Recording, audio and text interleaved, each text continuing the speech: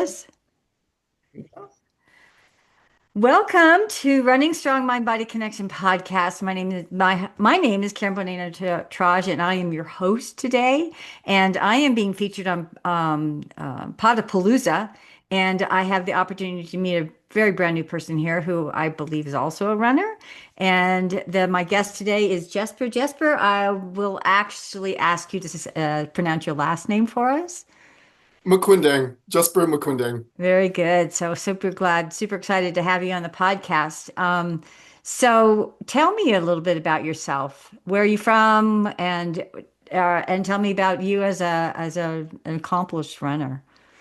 Absolutely. So, Karen, very excited to join you today. I'm very excited to have a conversation with a fellow runner. Yeah. And for me, I grew up in Los Angeles. I'd like to share my story. And it was about when I was in second grade, I was diagnosed with asthma. And when other people see you growing up with health issues, especially family, they start to hold lower expectations for you. And growing up, I was a little concerned and worried about having that. You hear the story and the metaphor about the kid who's stuck in their dark room. They're looking outside the window. All the kids are having fun. They're playing. They're running around the street. That's not the lifestyle I wanted. And when I was young, I was just inspired by major goals, especially that on of marathon runners. And I told myself, one day I'm going to run a marathon. And just I remember growing up, it took a while to really get into that mode of lifestyle. I believe it was in my mid 20s when I started training. I took it step by step. I didn't do that 26.2 miles overnight. For Right. me, it That's a was, good thing. that's right. Step by step. First day, just putting my training shoes on. Next day, putting my shoes on, taking a few steps. Third day, putting my shoes on, adding more steps. And then over time, I signed up for my first 5K. Had fun with that. After that, continued to train, stepped up to a 10K. And then after my 10K, signed up for a half marathon. And then continued training. And after that half marathon, I was nervous when I finally reached that point when I had to sign up for my first full marathon. Of course, there were challenges along the way. Running this training process, it takes months. Again, it's not an overnight Right. Exactly. process. Hmm. But I just remember my first full marathon was the San Diego Rock and Roll Oh, Marathon. It was 2014, so a little, yeah. And then I just remember our races start early. You know, as a runner, that we have to get up right. early and then show up at the starting line. So Right. it was about 6 a.m. I Hmm. just remember starting line. I was looking out into the distance, think to myself, "Oh my goodness, what in the world did I sign up did I sign up for? This is big. This is big." I could just feel my hands trembling, my legs shaking, thinking to myself, "Oh my goodness, did I really just sign up for this?" But as as the starting point began, as the race began, crossing that starting line, I just remind myself, Jasper, you made it this far. Just your training. It's too late to turn back. And I just reminded myself throughout the race. And of course, as the miles uh, pick up, as we get further along the course, we start to feel that pressure on our body, especially on our legs. And I thought to myself, okay, wow, this is starting to add up for me. But there's a quote from Martin Luther King Jr. Uh, he said, now, it's not necessarily specifically about running, but I remember he said something along the lines of, uh, if you can't run, walk. If you can't walk, crawl. I don't recommend crawling. It's just a metaphor to keep me motivated. But what Right. I did was I just used that as a source of inspiration to really keep pushing forward, to just keep going and not slow down. And once I crossed that 26.2 finish line, I just felt this great sense of joy because just growing up with some limitations and then making it this far, I was finally glad that I really accomplished what I set out to do. So it's been Oh, a journey. oh my gosh. Yeah, what a journey. And a couple things here. You didn't let your asthma get you down. You push through that. I have a son who's done the same thing. He was preemie. He had a lot of lung problems, but the smile on his face and the energy. So what you believe and what is in your heart is usually what drives us. And That's the right. fact that you had that, I love that story.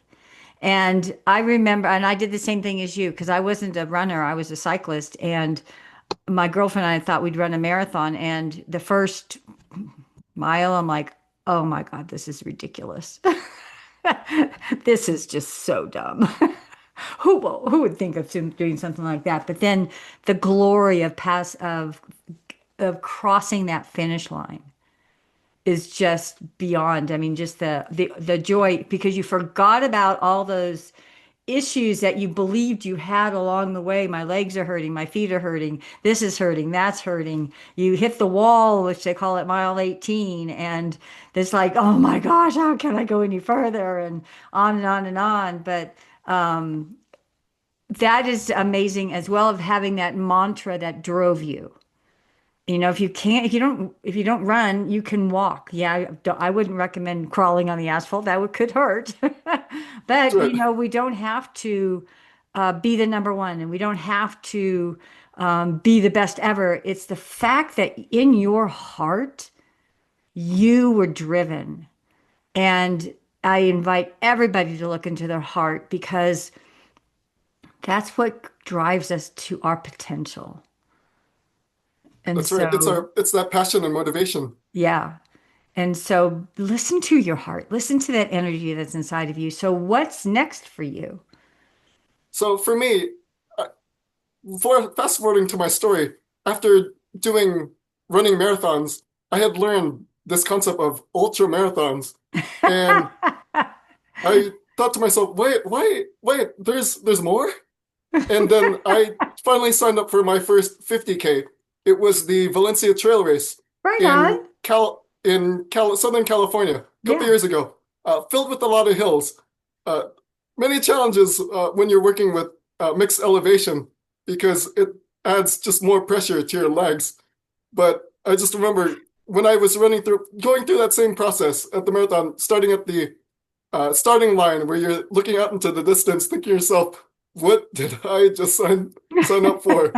And then going through the race and then reminding ourselves of the time, the effort, the Hmm. blood, sweat, and tears that we've really put into training, really trusting that process and pushing ourselves through. Again, Beautiful. a 50K, which translates to about 31 miles. Right. Uh, it's it can do a lot to your body, but when you, as you said, when you have that passion, that motivation, Hmm.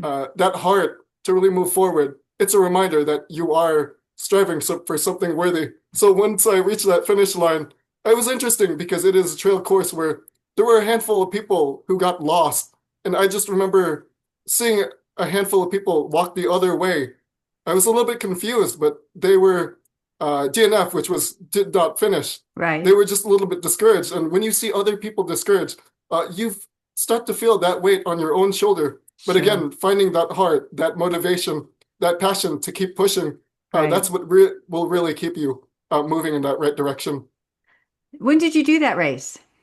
So it was a couple of years ago. Okay. So it was over And what's this, next? yeah. So I think I've been talking to several people in the uh, running world, and there's more than a 50K. There's a 50 miler. There's a 100 miler. There's a 24-hour race. So we'll see where that goes, but there's more. So stay tuned. So Jesper and I really don't, we just met, so he doesn't know anything about me. And I took that. Someone said after I ran my first couple marathons, it was a CIM up in Northern California, the California International. And someone said, "Well, you could run a 50K. It's only like 5 miles longer." And then on the trail, that was my first way to cool was my first 50K, and it felt better. You know, I felt better at the end of it, slower, but it really felt better. And then the curiosity hit. So now I ran close to 4,800 mile runs. And I had the same Wow. mindset as you did. Is like, you mean there's hundreds out there? What is going on with that? I thought there's only one 100, the Western States 100 mile run. No, they're all over the world. So it really opens up your world, and good on you for connecting with other runners and that inspiration. The AR 50 is a great first 50 miler, and it's up in Northern California. And Rio del Lago is your first 100-mile run, or even Javelina 100, which Ah, I'm going to be doing at the end of October, is a great first 100-miler. And um, I am so impressed with you. I am so thoroughly impressed with you of going from adversity to passion, taking that from adversity to passion and not letting it put you down. And then I can just see the curiosity in your eyes of like, a 50 miler? Oh, 100K, a 100 miler? that's right. And Karen, you brought up the idea of community, and Yeah, that's exactly what gives us more motivation, enthusiasm when we have people around us who are supporting those goals and right. who are giving that extra sense of motivation, that boost to keep moving forward. That's what really excites us to keep on going. And that's a great comment on community. And that's what got me to like be curious, listen to other people's stories, because we're still alive. We didn't die from them. You know, I might have had blisters, or I might have had this, I might have had that. But I've seen on my podcast earlier on, I have a woman who did her first, had only ran as far as a 50K and decided to do the Sedona 125-mile run. Yeah. And so Wow. you don't know what your body goes through. And having the community, this community brings you into that, nurtures you into that ultra world that is going to be the open book for you that you never knew existed. That's right. And it reminds me of that scene from Forrest Gump where Right? he's running with a group of people. They're motivated, and you see that sense of uh, that joy and passion as they follow him along that journey, uh, just across America. So good. Exactly. And you can hear that in your mind too when you're running 100. Go Forrest, run Forrest, run Forrest. I've had that cross my mind several times, inspired by that scene. So you're still living in the Southern California area? That's right. So I'm in Okay. Southern California, the Los Angeles area. So what's your other life? What do you do? So I really love to travel. So I've actually visited all 50 states. Oh, good Some for of you. Thank you. Some of that had to do with running. So I've been to Alaska for the Anchorage Marathon. I've been to Hawaii for the Honolulu Marathon. Let's see, Las Vegas for their rock and roll. I've been to Little Rock, Arkansas for their marathon. So uh, that inspiration to travel has also been motivated by running as well.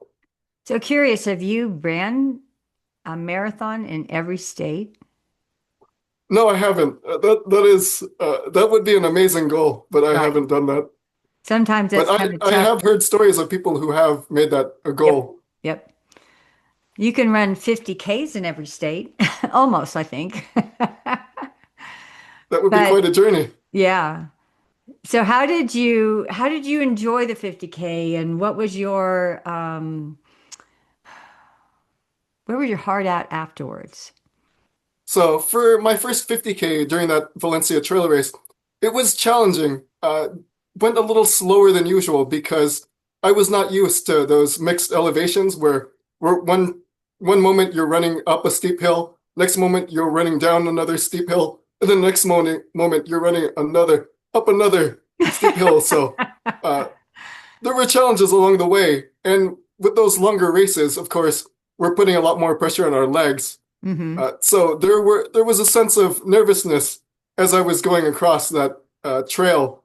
But as I got closer to the end, I mean, you could see the light, and I was just excited to finally reach that finish line because a 50K, although it's a few more miles above a standard marathon, it's still time and effort we put on our bodies.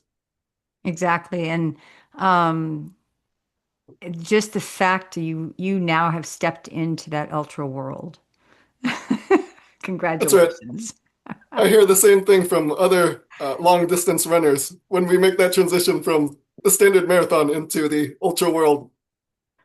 You can't Other go people back. feel that sense of society. That's right. So, in your group of people that you are inspired by and that you learn from in your community, are there 100-miler runners in that group? I recently did meet a 100 miler who has really encouraged me to step into that world. But Yeah. I'll just like my earlier part of my journey, I'll work my way up.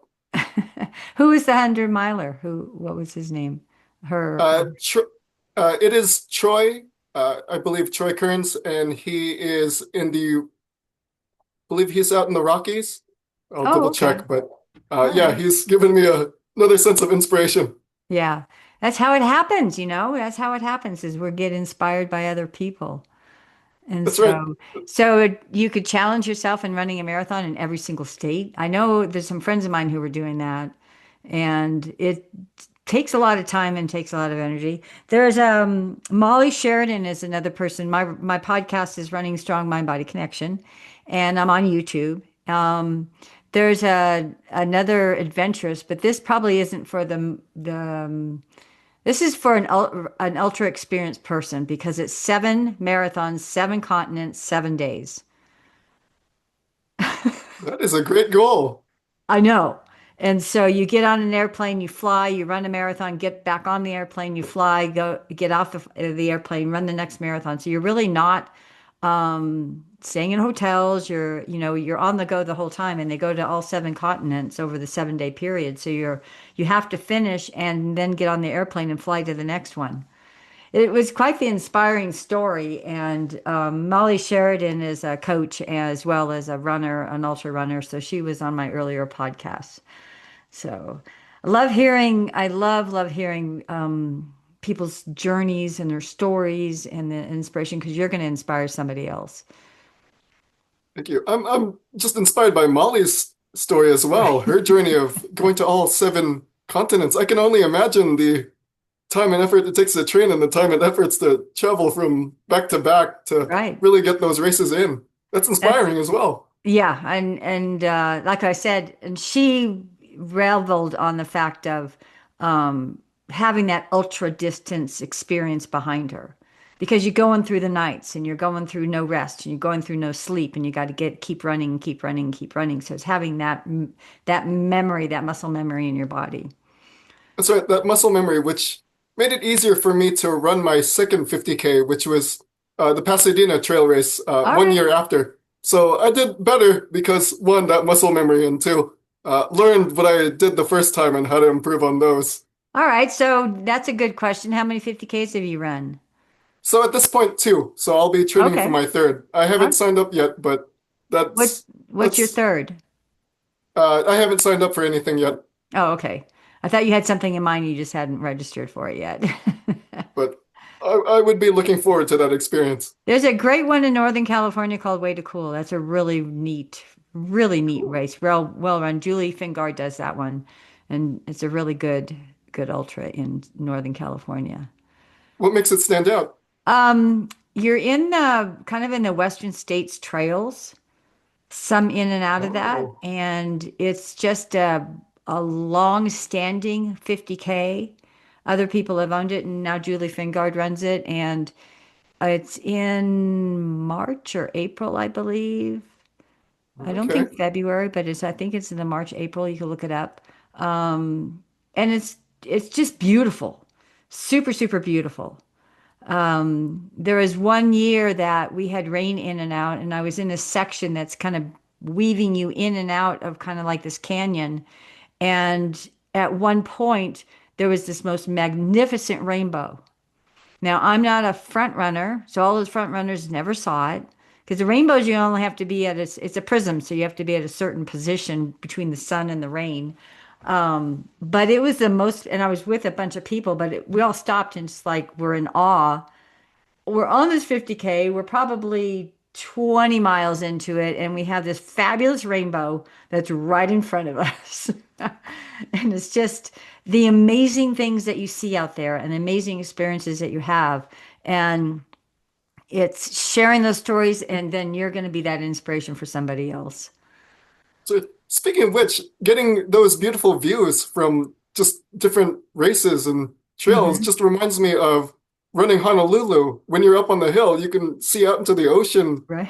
and it's just a great view. And Anchorage in Alaska, I just remember year round they'll have snow-capped mountains. Over the summer, it's warm, but the mountains will always have snow on top. But just seeing that as you're running across the trail, beautiful view. So, I mean, as a runner, that's a benefit we have of really exploring nature. Exactly. And that's a great thing to share with everybody too, is that get out of your head. Get out of your head and look around because you'll never see that again. And then you're missing all the beauty when we're in our head and looking down and feeling, oh, poor me. I hurt. Get over it. You're out there and just have the gratitude that you're in nature. Have the gratitude that you have the ability to do this. And That's so right. last podcast I was bringing up to, and this is something I've discovered for myself because I took on 5 years. I did back-to-back 100 milers. And I was curious if I could do that. And what I discovered was the body thrives to recover. Our body thrives to heal and recover, and you can go do it again. It's the mindset that keeps us stuck. But you Mindset. have a solid mindset of like you're still in that curiosity and the energy of the passion of what you can do. So, do you still have asthma? Yes. So, still growing up with it, there's no specific cure, but there are treatments with the inhaler. But I just remind myself not to put too much pressure. Like Yeah. I mentioned, in the early days of my journey, I didn't run the 26.2 miles overnight. It was uh, it was a process of time and Hmm. energy and Right. spreading it just evenly uh, throughout my training process. Yeah, and sometimes we can look at the training to be arduous and just tough because that's what you want. You want to have those challenges in training because then you're familiar, you get over it, and then the marathon is what's going to, it's that end goal. So, That's right. Jesper, thank you so much for being on my podcast. It's super awesome to meet you and keep up the good work and let's stay connected. Karen, thank you so much. And I wanted to add two more things. The first thing is, I like how you said this idea of getting out of our heads. As a runner, I've been realizing throughout my journey that being out in the trails, it's an opportunity for us to stay present and really be there and be within and just look out and really be present. So I really like how you brought that up. And the second thing I want to share is being an inspiration for others, especially when we go through our journeys. I know many people forget that when they strive for a lofty goal, it can be draining for many people as they go through that process. But once they accomplish something great, it really serves as an inspiration for others. So thank you for bringing up those points, Karen. Absolutely, absolutely. I'm going to add one more thing, and I do want you to end with this. Is I'm a mental fitness coach, and I work on that mindset. I coach the people I coach on that mindset of that. So, thank you for sharing your story. Thank you, Karen. It was a joy to join you for this conversation.